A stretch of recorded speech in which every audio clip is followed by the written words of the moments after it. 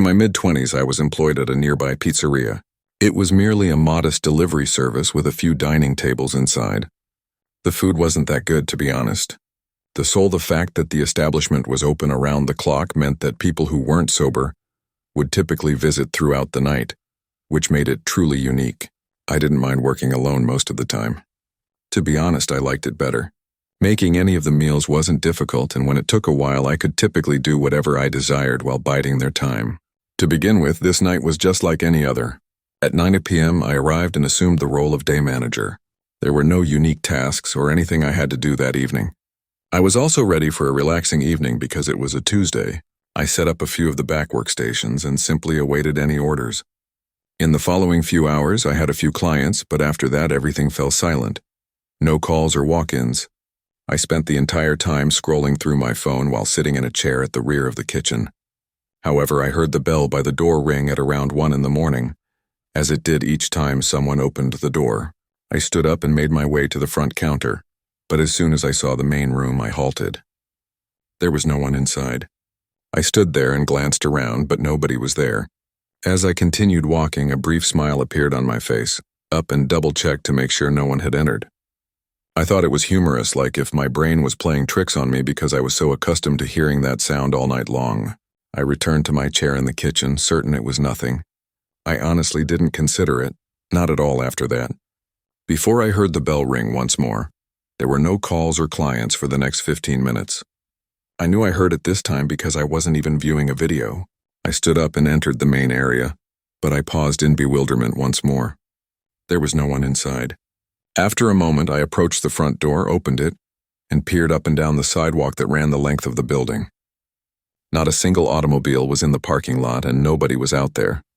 I wouldn't describe myself as particularly frightened or unsettled, but more like I'm simply bewildered.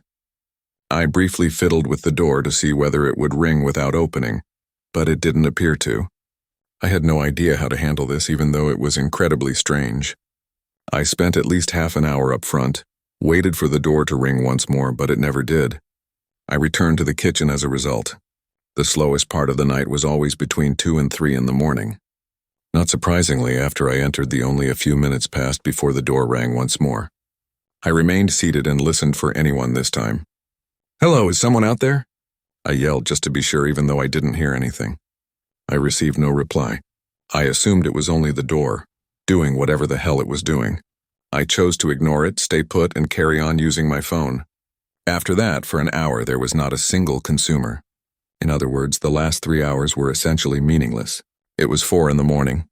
I had to start getting everything ready for the next shift during my final hour. I stood up and moved to the front. At the start of my shift, I began counting the register based on the few orders I received.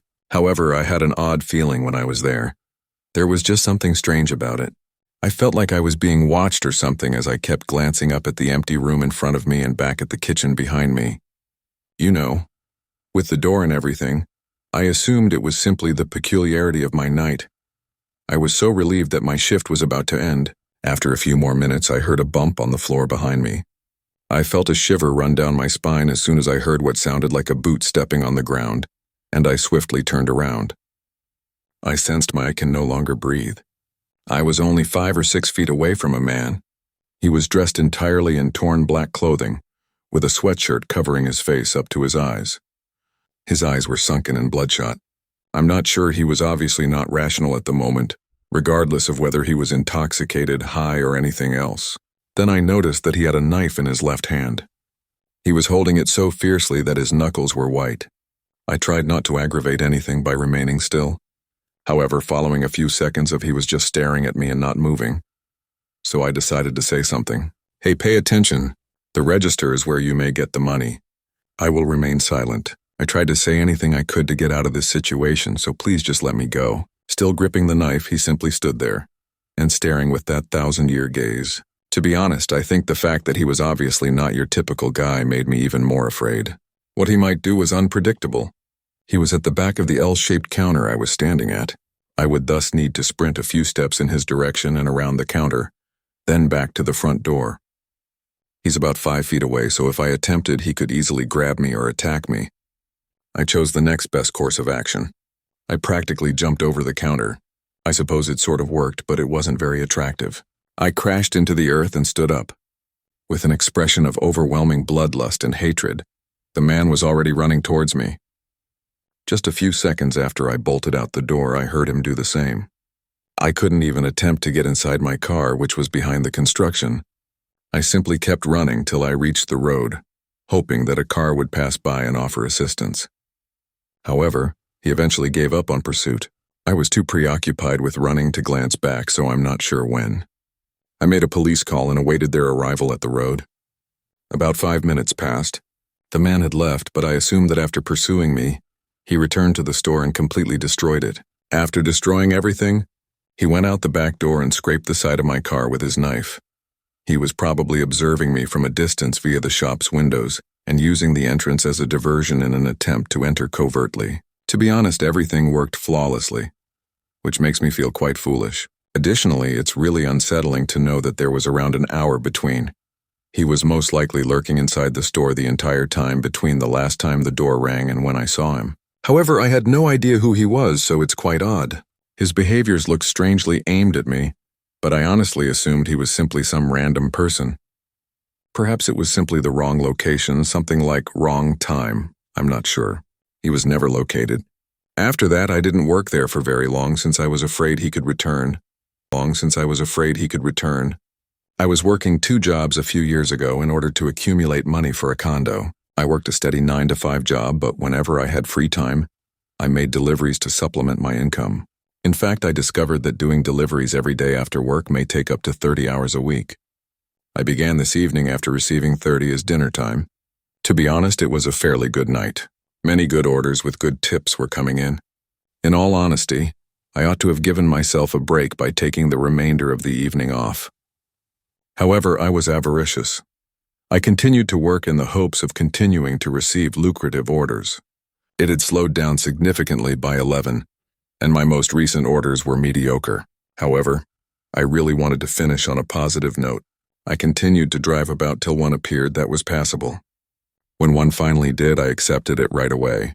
A delivery that is 15 minutes away costs nearly $20. Who wouldn't accept that? I headed to the address as soon as I received the food. The roads were naturally.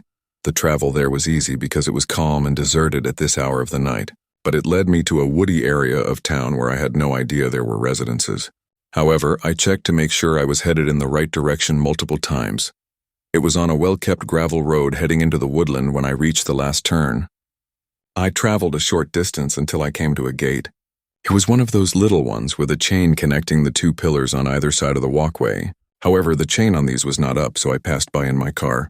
I couldn't see very far ahead because my headlights weren't the best. However, I pulled into a parking lot shortly after the gate. I didn't understand.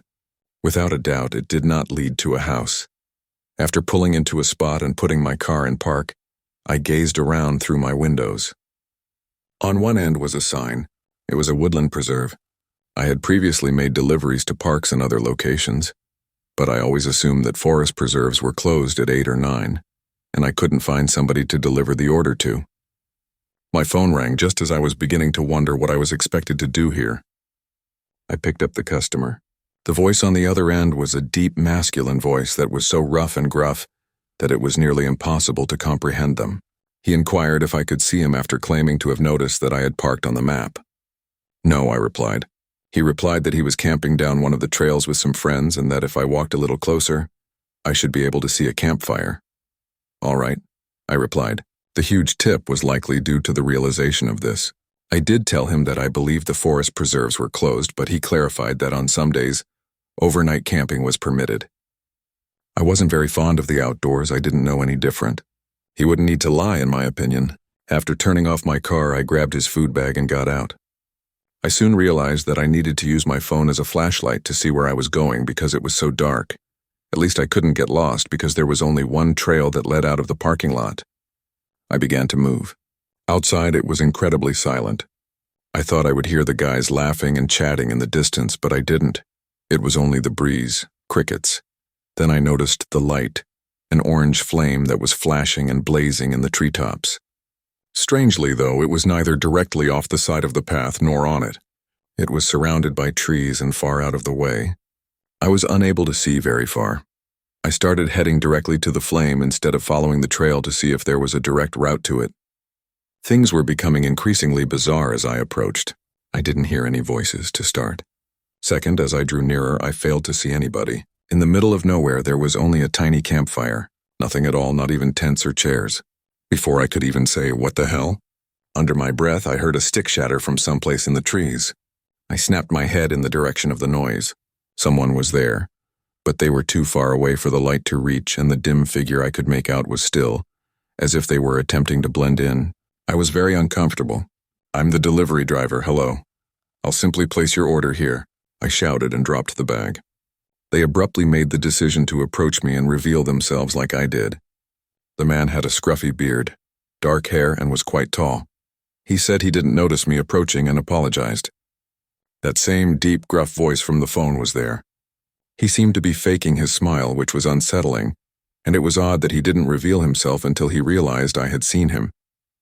It didn't add up.